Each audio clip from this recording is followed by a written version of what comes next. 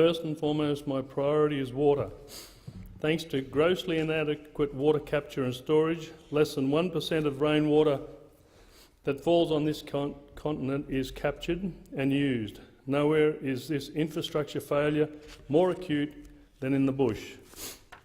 I want to remedy this. My first solution is to build the Bradfield Scheme. In 1938, J.J.C. Bradfield, the same civil engineer who designed both the Sydney Harbour and Story bridges, proposed a massive irrigation plan to turn the far northern rivers inland to irrigate vast areas west of the Dividing Range.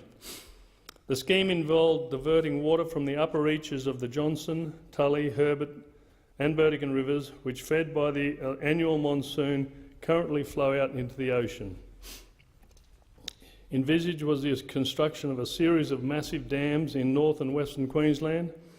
It would also include raising the wall of the existing Burdekin Falls 14.6 metres, as intended in the original Joe-era plan, which would increase its capacity nearly 5 times and drought-proof Townsville for the next century. Water accumulating was then proposed to be diverted through a tunnel under the Great Dividing Range.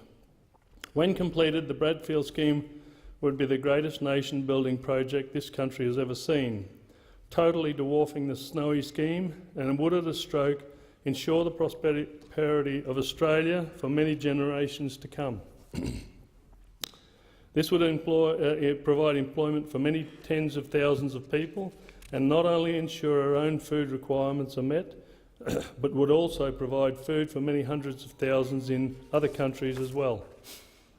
To imagine the benefits of the Bradfield proposal, we only need to see what has been achieved in places like Israel and California, both places in which virtual deserts have been transformed into enormous food bowls, which help drive their respective economies.